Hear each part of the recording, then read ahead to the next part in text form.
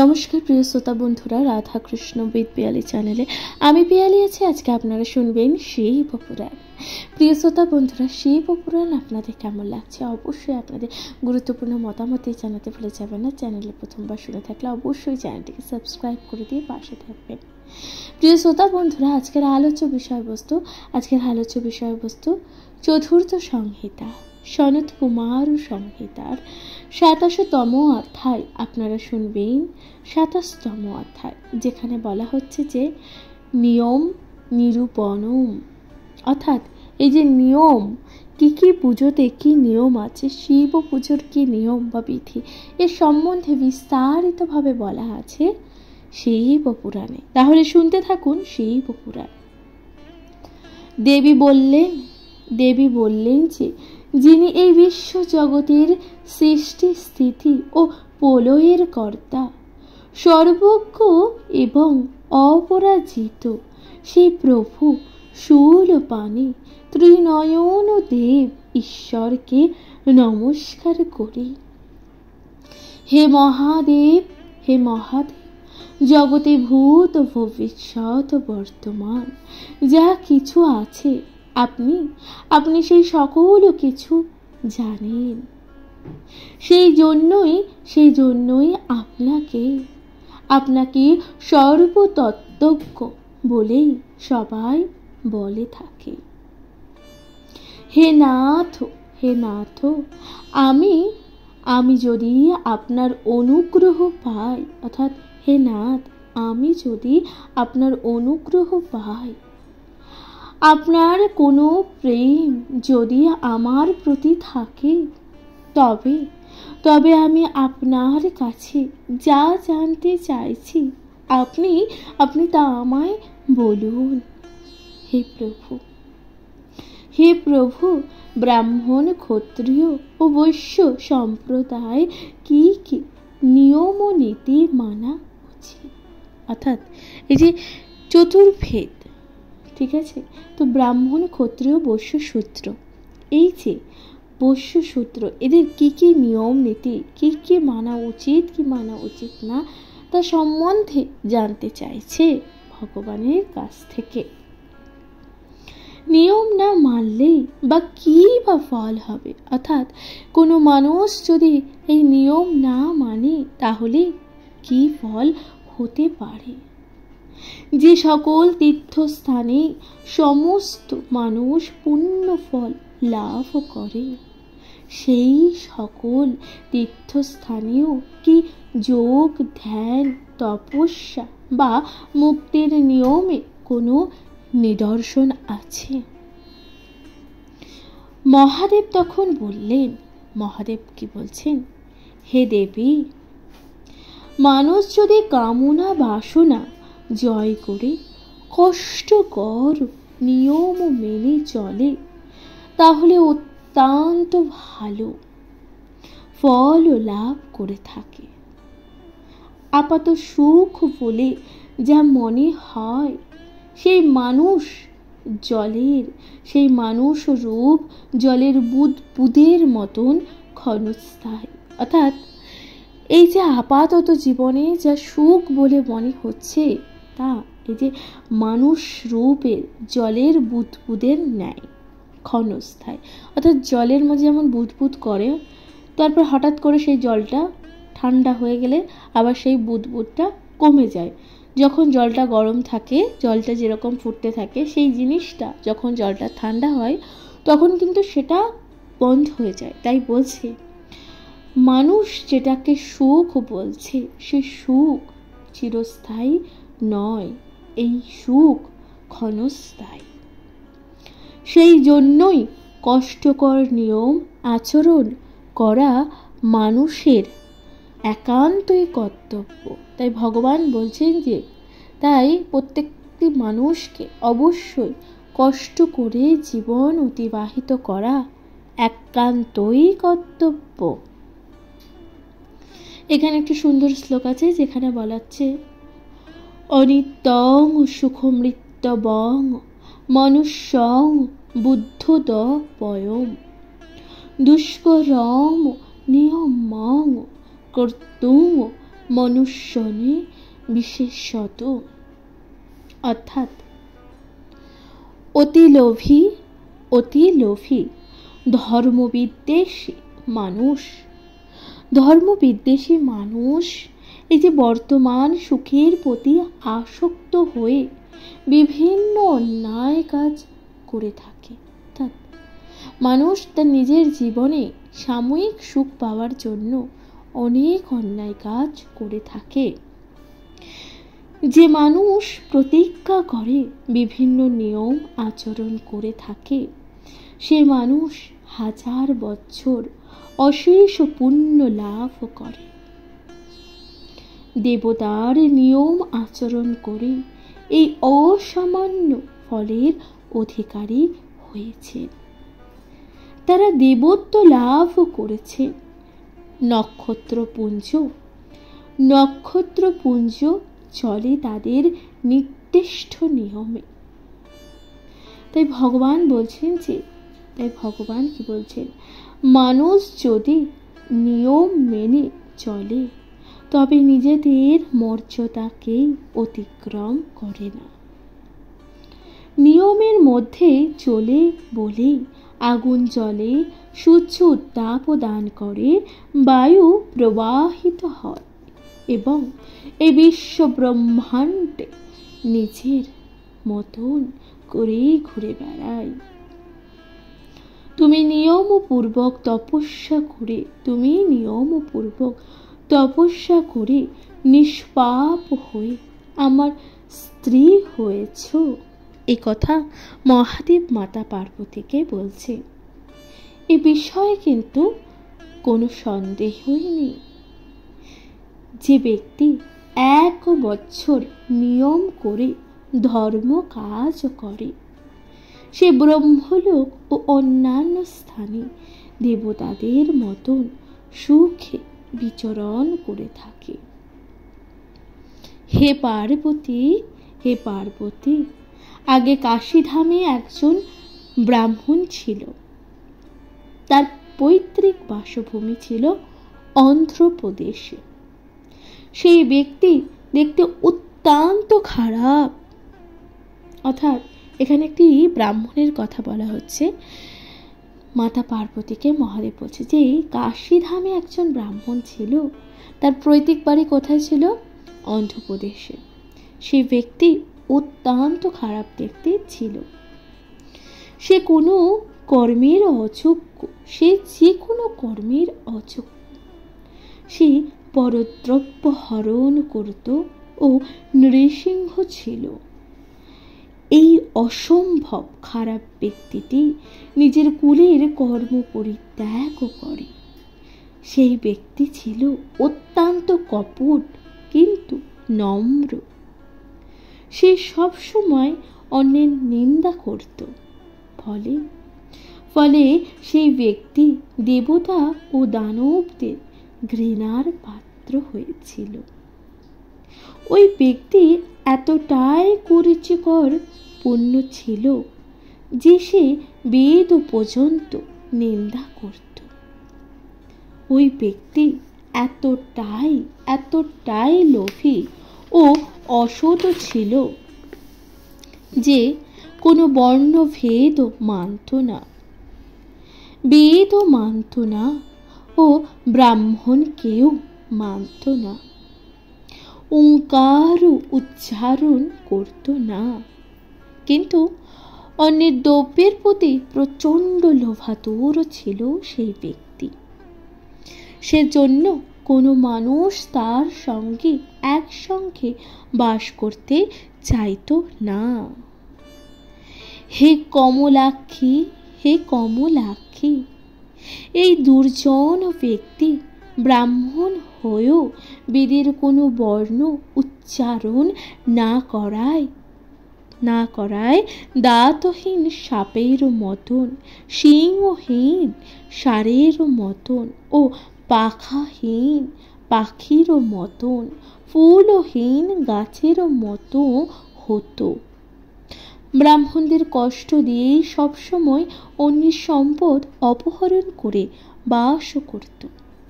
এখানে একটি সুন্দর শ্লোক আছে এই ব্রাহ্মণের উদ্দেশ্যে।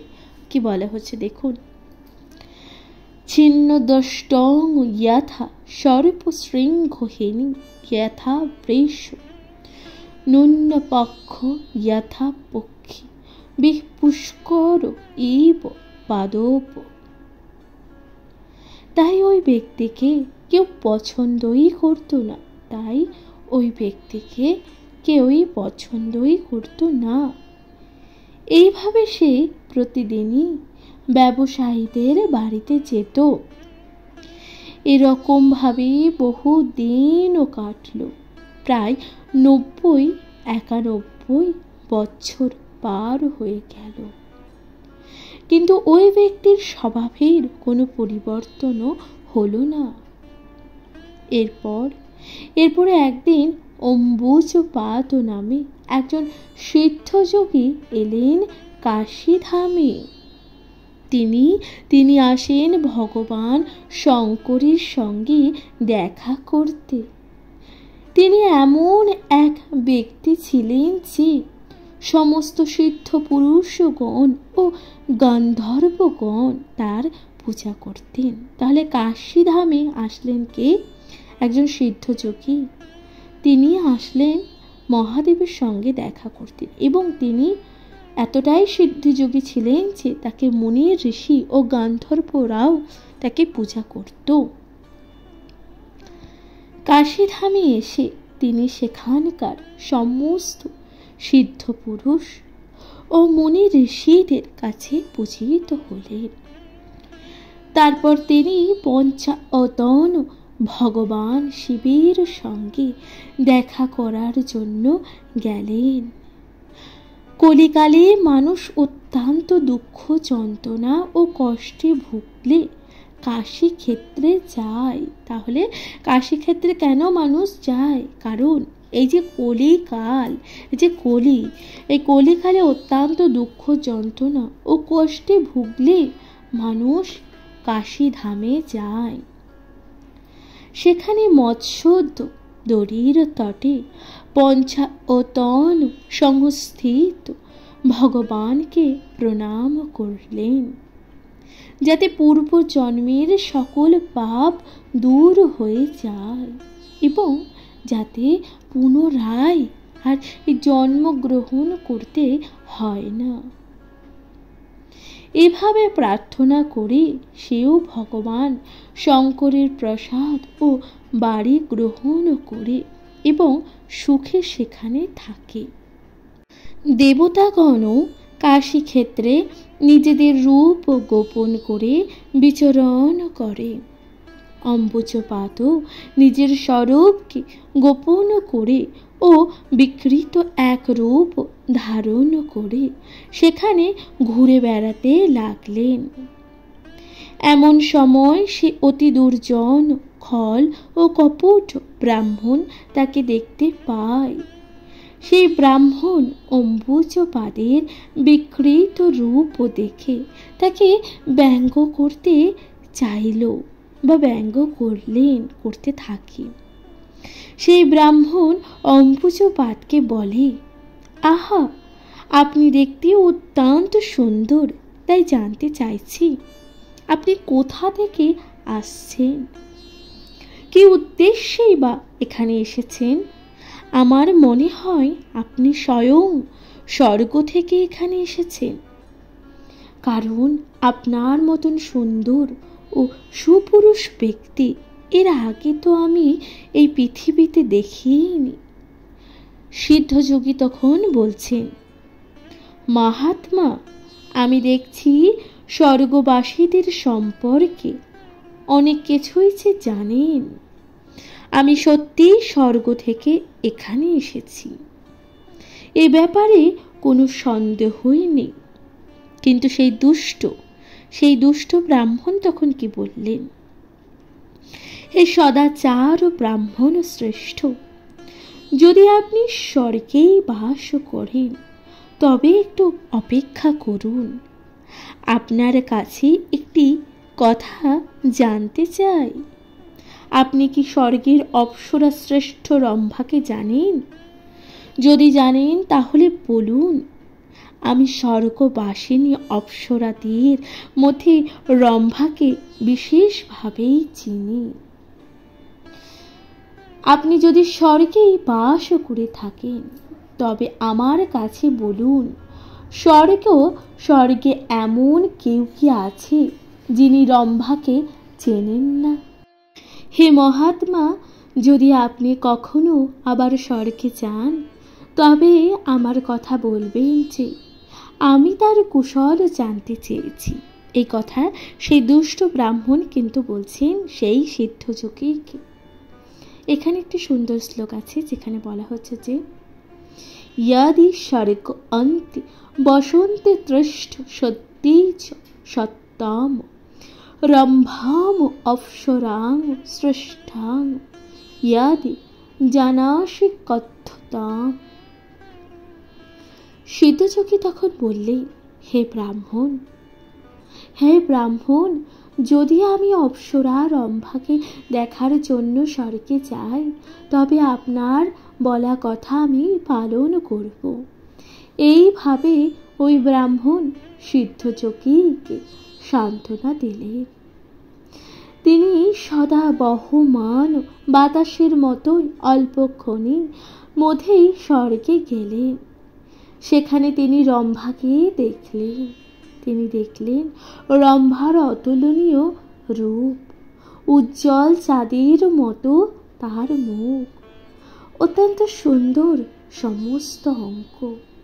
সেই অতীব সুদর্শনা রম্ভার হাতে বীণাসহ তাকে বিচরণ করতে দেখলেন সেই সিদ্ধযোগী। তিনি এরপর অপ্সরা রম্ভার কাছে জানতে চান, বারাণসীতে এক ব্রাহ্মণ বাস করে, তিনি তোমার মঙ্গল জানতে চেয়েছেন। যদি তাকে তুমি চেনো তাহলে বলো। রম্ভা বললেন, আমি বারবার চিন্তা করে দেখছি সে তার সঙ্গে আমার কোনো সংস্রব নেই, আমি তো তাকে ঠিক জানি না। সিদ্ধযোগী বলেন, এখন তোমার বাড়িতে তুমি যেও না। এই বলে সিদ্ধ ব্রাহ্মণ আবার বারাণসীতে এলেন। তিনি বারাণসীতে এলে শত শত সিদ্ধ ব্রাহ্মণ তাকে সাদরে আহ্বান করেন। তিনি তখন পঞ্চায়তনে উপস্থিত হলেন। তখন সেই খল ব্রাহ্মণ তাকে জিজ্ঞাসা করলেন যে কি বলুন তো, এই যে হে সিদ্ধ, আপনি কি অপ্সরা শ্রেষ্ঠ রম্ভাকে দেখেছেন? সেই সুরঙ্গনা আপনাকে কি উত্তর দিলেন?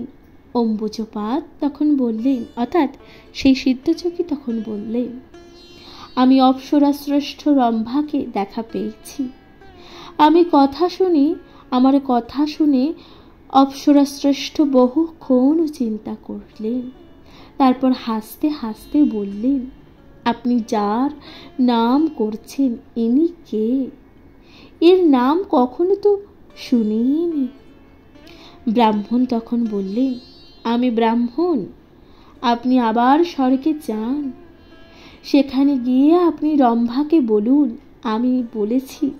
আমি বলেছি যে সে কি রকম ব্যক্তি। সে আমাকে যে চেনে না বলছে, তার কথা শুনে সিদ্ধযোগী দেবতাদের বাসস্থল সেই মনোরম স্বর্গে আবারও গেলেন। অপ্সরা রম্ভাকে দেখে তিনি স্মিত হাসলেন, জিজ্ঞাসা করলেন, হে শোভে, তোমার পরম প্রিয় বারাণসীবাসী সেই ব্রাহ্মণ আবারও জানতে চাইলেন যে আমি তার এতটাই প্রিয় ছিলাম, কিন্তু কি কারণ সে আমাকে মনে করতে পারছে না। তার কথা শুনে রম্ভা বললেন যে, হে সিদ্ধ, আপনি ব্রাহ্মণকে বলবেন যে তিনি রম্ভাকে আত্মজ্ঞাপন করতে চান। রম্ভা সিদ্ধর এই কথা বলে ব্রাহ্মণকে উপযুক্ত সম্মান জানিয়ে নমস্কার করলেন। তারপর তিনি নন্দন কাননে বহু অপ্সরাদের সঙ্গে মিশে গেলেন। অম্বুজপাদ পুনরায় ফিরে আসেন কাশীধামে। তিনি সেখানে সেই ব্রাহ্মণের সঙ্গে দেখা করেন। তিনি ব্রাহ্মণকে বলেন, হে ব্রাহ্মণ, যদি রম্ভা ও স্বর্গের দেবতাগণের সঙ্গে আপনার আবার মিলিত হওয়ার ইচ্ছা থাকে, তাহলে আপনি বিশেষভাবে নিয়মগুলি জানেন ও নিয়ম পালন করুন। ব্রাহ্মণ তখন বললেন যে, হে সিদ্ধ যোগীবর, আজ থেকে আর পাষাণ ভোজন করব না। যদি কখনো স্বর্গে আপনার সঙ্গে রম্ভার দেখা হয়, তাহলে তাকে এই বার্তাটি দেবে যে আমি সেই ব্রাহ্মণ যে পাষাণ ভোজন করি না। সেই আমি রম্ভার কথা জানতে চেয়েছিলাম। অদ্য প্রভৃতিং উপাসানং ন খাদামি দৃচ্যতম পশেষ্যধিয়ধি চেততাং রম্ভাম অপ্সরাং দীপি পাষাণং খাদতি ন ইয়ঃ সত্তাং পৃচ্ছতি ব্রাহ্মণ। সিদ্ধযোগী অম্বুজপাদ আবার বাতাসের বেগে স্বর্গে গেলেন। তিনি অপ্সরা রম্ভার সঙ্গে দেখা করলেন। রম্ভাকে জিজ্ঞাসা করলেন যে, হে দেবী, সেই ব্রাহ্মণ জানতে চেয়েছেন, সত্যি কি তুমি তাকে জানো না, যিনি পাষাণ ভোজন করেন না? সেই দিন থেকে রম্ভা ওই ব্রাহ্মণের সম্পর্কে চিন্তা করতে লাগলেন। বারাণসীতে সেই ব্রাহ্মণেও যত্ন করে নিয়ম পালন করতে থাকলেন। মহাদেব এবার বলছেন দেবীকে, হে দেবী। তারপর সেই ব্রাহ্মণ নিয়ম করতে লাগলেন। তার ফলে একদিন যে ব্রাহ্মণ বারাণসীর সকল মানুষের কাছে অপ্রিয় হয়েছিলেন, তিনি তার অলৌকিক তপস্যার প্রভাবে সকল মানুষের প্রিয় হয়ে উঠলেন। তিনি যার বাড়িতে না যেতেন বা কারোর ঘর থেকে যখন বের হয়ে গৃহকর্তা নিজেকে ভুলে যেতেন, তিনি ভাবতেন আমি কে, কিভাবে তাকে না দেখে জীবন ধারণ করব, এইভাবে এক মনে ভাবতেন। সেই ব্রাহ্মণ একনিষ্ঠ মনে এক জায়গায় বসে কঠোরভাবে নিয়ম পালন করতেন। ফলে তিনি পরম সিদ্ধি লাভ করেন। তিনি ব্রহ্মময় ব্রহ্মলোকে গমন করেন। মহাদেব বললেন, হে দেবী অম্বিকে, নিয়ম অল্প বা বহু যে কোনো রকমই ভাবে মেনে চললে মানুষকে নিজের প্রভাবে প্রভাবিত করে। অর্থাৎ মহাদেব মাতা পার্বতীকে বলছে যে নিয়ম ছোট হোক বা বেশি বা অল্প হোক বা কমই বেশি হোক না কেন, সেই নিয়ম যদি মানুষ মেনে চলে তাহলে মানুষ স্বর্গে নিয়ে যায়। হে পার্বতী, মানুষ নিয়ম বলে ব্রহ্মলোকে গমন করে। সেই ব্রাহ্মণ নিয়ম পালন করেই ব্রহ্মলোকে স্থান পেল। সেখানে ইন্দ্রের মতন স্বর্গে পরম সুখে বাস করতে লাগল। মহাদেব তখন বললেন যে নিয়ম মেনে চলার ফল বর্ণনা করলাম। অর্থাৎ এই যে নিয়ম মেনে চলার ফল তা মহাদেব বর্ণনা করলেন। সুতরাং ভালো উদ্দেশ্য নিয়ে বিশুদ্ধভাবে নিয়ম মেনে চলাকেই নিয়ম করো। অর্থাৎ মানুষের ভালো উদ্দেশ্য নিয়ে ভালো বিশুদ্ধভাবে বিশুদ্ধ মনে নিয়ম মেনে চলাকেই আমাদের নিয়ম করা উচিত। তাহলে এখানে সমাপ্ত হলো ২৭তম অধ্যায়, যেখানে আপনারা শুনলেন এই যে নিয়মের বর্ণনা। প্রিয় শ্রোতা বন্ধুরা, নিয়মের নিয়মরূপ। আশা করছি তা আপনাদের ভালো লাগলো।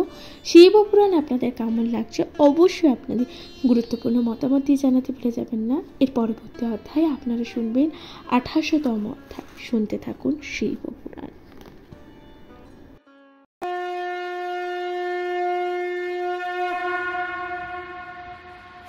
নমস্কার প্রিয় শ্রোতা বন্ধুরা, রাধা কৃষ্ণ পিয়ালি চ্যানেলে আমি পিয়ালি আছি। আজকে আপনারা শুনবেন চতুর্থ সংহিতা সনত কুমার সংহিতা ২৮তম অধ্যায়, অর্থাৎ চন্দ্রশেখরত্ব হেতু কীর্তন। সনত কুমার বললেন যে, হে ভগবতী, ভগবতী দেবী পার্বতী মহাদেবের কাছে নিয়ম নীতি শুনি তিনি তার প্রতীকে বললেন, ভগবান আমি নিয়ম ও ফল সবই শুনলাম। ব্রাহ্মণ কুকর্ম করলেও নিয়ম মেনে চলেছে বলেই সেই প্রভাবে তিনি ব্রহ্মলোকে গেলেন। প্রভু ওঙ্কার দেব প্রসঙ্গে যেমন যেসব নিয়মের কথা বললেন তা শুনলাম, কিন্তু আর এ বিষয় শুনতে আমার খুব ইচ্ছা করছে বা ইচ্ছা হয়েছে। আপনি কেন চন্দ্রকে আমার মাথায় ধারণ করে আছেন? কেনই আপনি চন্দ্রশেখর নাম নিয়েছেন তা বিশেষভাবে আমায় বলুন। আমার মাথায় চন্দ্রের স্থানই বা কিভাবে হলো?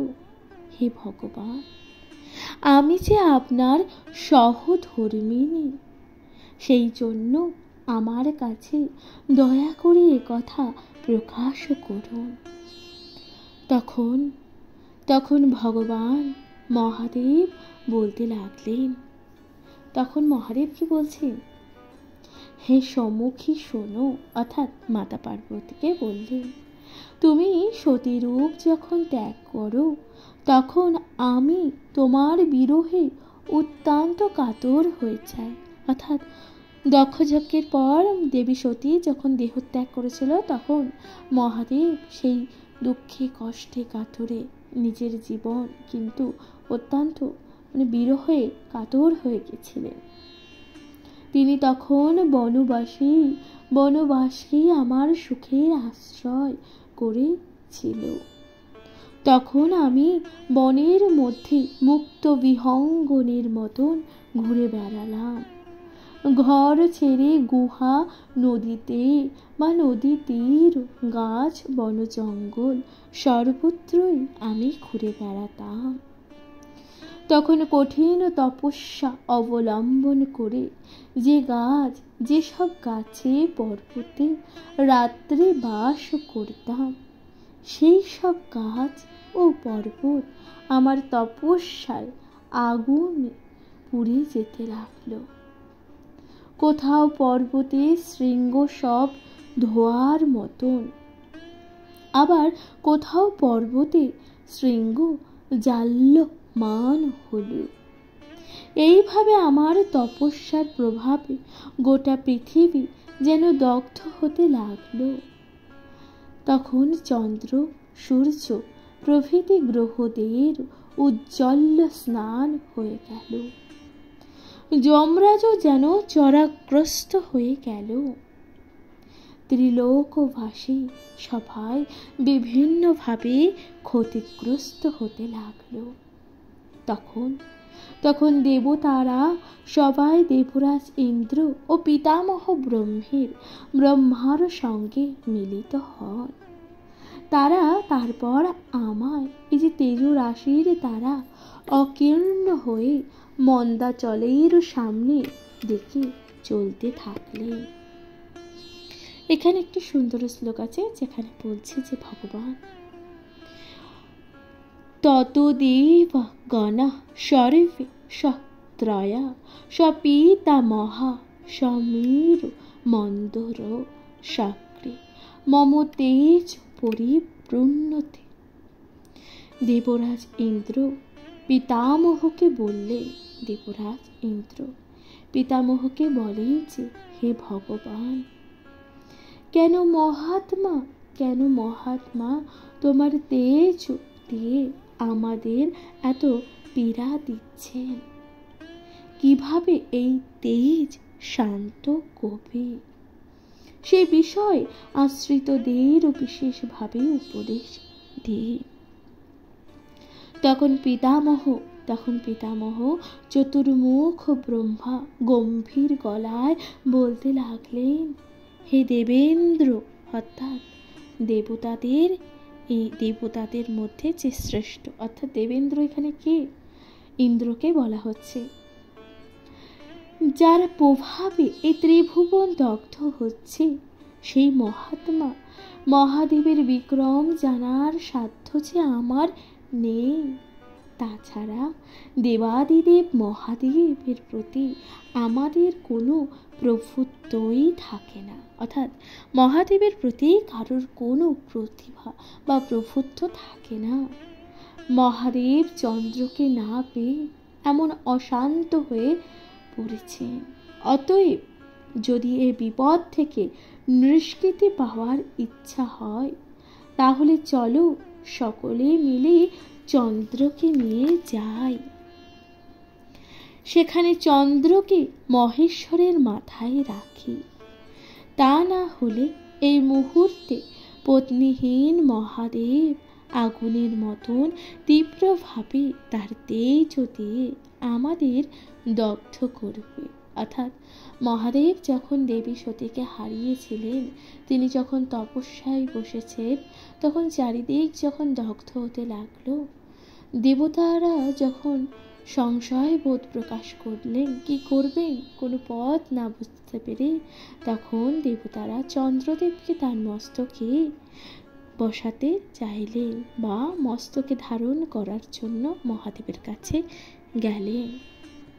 এখানে একটি সুন্দর শ্লোক আছে, যেখানে বলা হচ্ছে যে, সহি জায়া বিরহিত দিবা দীপ্ত ইবা নল প্রদহৃষ্যতি ন সর্বান্ন নিকর ভূতত্ব দৈবতম। হে সৌম, অবশ্যই তিনি দেবতার মতন চন্দ্রদেবকে আনন্দের সঙ্গে মাথায় ধারণ করবেন। মহাদেবের মাথার চূড়ার ওপরে এই যে চন্দ্রমণির মতন শোভা পাবে, তার ফলে শঙ্করের সকল তেজই সংবরণ হবে। এইভাবে আমাদের উদ্দেশ্য পূরণ করতে হবে, তাকে শান্ত করা হবে। হিমাংশুর প্রভাবে তার সমস্ত রাগ দূর হবে এবং তিনি শান্ত হবেন। ইন্দ্র ও অন্যান্য দেবগণ পিতামহ ব্রহ্মার কাছে থেকে এমন উপদেশ লাভ করলেন। তারপর তারা চন্দ্রমণি বা চন্দ্ররূপী মণি সহ একটা অমৃত কুম্ভ ও অন্য একটি বিষপূর্ণ কলস নিয়ে শিবের কাছে গেলেন। কাপড়ের মধ্যে ঢাকা 1 হাত পরিমাণ কলসে বিষ এবং একই রকম অমৃতের কলস দুটিকে নিয়ে গেলেন। পিতামহ ব্রহ্মা তারপর মহাদেবকে উদ্দেশ্য করে বললেন যে, হে দেব, এই 2 কলস আপনি গ্রহণ করুন। এখানে উপস্থিত অমরাবতীর নাগরিক যেন আপনার ঐশ্বর্য দেখতে পান। হে পরমেশ্বরী, আমি ব্রহ্মার কথা শুনি। তখন মহাদেব দেবী পার্বতীকে বলছেন যে, হে পরমেশ্বরী, আমি ব্রহ্মার এই কথা শুনে প্রথমে অমৃত কলসটি গ্রহণ করেছিলাম। তাতেই আমার কথায় সরু হয়ে চন্দ্রের রেখা ফুটে ওঠে। হে দেবী, হে দেবী, তখন তখন সেই বিষপূর্ণ কলস আমার হাতের মাধ্যমে অঙ্গুল দিয়ে স্পর্শ করলাম। তারপর তা গলার কাছে লাগালাম। ফলে মাথায় চাঁদ থাকায় হলাম আমি চন্দ্রশেখর, এবং গলায় বিষ থাকায় আমি হলাম নীলকণ্ঠ। অর্থাৎ মহাদেবকে কেন নীলকণ্ঠ এবং কেন মহাদেবকে চন্দ্রশেখর বলা হয়, তাহলে আপনারা জানলেন। এই দুই আখ্যা আমি পেলাম। এরপর এই দুটি আমারও অঙ্গের ভূষণের মতো হতে লাগলো। পৃথিবীতে যত রকম বস্তু আছে তার মধ্যে সবচেয়ে সুন্দর সেই চন্দ্রের জ্যোতি। আমার তার কাছে, জ্যোতির কাছে, এই যে জগতের সমস্ত কিছু ম্লান হয়ে যায়। হে বামলোচনী পার্বতী, হে বামলোচনী পার্বতী। এবার মহাদেব দেবী পার্বতীকে বলছেন, সেই হলাহল বিষে আমার গলা শ্যাম বর্ণ হয়ে গেল। দেবতাগণ বলেন তারপর নাকি আমি শান্ত রূপ ধারণ করলাম। এই দুটি আমার অঙ্গের ভূষণ হয়ে ওঠাই নাকি সুন্দর এক রূপের অধিকারী আমি হলাম, যে জন্য আমি চন্দ্রকে মাথায় ধারণ করলাম, এবং তা সবই তোমার বর্ণনা করলাম। অর্থাৎ কি জন্য আমি এই যে চন্দ্রকে মাথায় ধারণ করলাম, এ কথা আমি তোমায় অর্থাৎ দেবী পার্বতীকে মহাদেব বর্ণনা করলেন। যে ব্যক্তি এই অর্ধচন্দ্রের উৎপত্তির কথা শুনে দেহান্তে তাহার গানপত্য লাভ হয়। অর্থাৎ যে ব্যক্তি এই যে চন্দ্রের, এই যে অর্ধচন্দ্রের উৎপত্তির কথা শুনে, তাহলে তার গানপত্য লাভ হয়, তার সকল প্রকার কুলুষতা নষ্ট হয়। যে ব্রাহ্মণ শুদ্ধ হয়ে চন্দ্র জন্ম পাঠ করেন, স্বয়ং আমি তাকে দেহান্তে বিষয় সম্পর্ক শূন্য মহৎ গানপত্য পদ অর্পণ করে থাকি। প্রিয় শ্রোতা বন্ধুরা, তাহলে এখানেই সমাপ্ত হলো 28তম অধ্যায়। আপনারা শুনলেন চন্দ্রশেখরত্ব হেতু কীর্তন। অর্থাৎ মহাদেবকে কেন চন্দ্রশেখর বলা হয়েছে, বা মহাদেব কেনই বা চন্দ্রকে নিজের মস্তকে ধারণ করেছে, এই কথা আপনারা শুনলেন। আশা করছি শিবপুরাণ আপনাদের ভালো লাগলো। এবং মহাদেব কেনই বা নীলকণ্ঠ হলো, কারণ মহাদেব নিজের গলায় বিষ ধারণ করেছিল বলে তার নাম হলো নীলকণ্ঠ।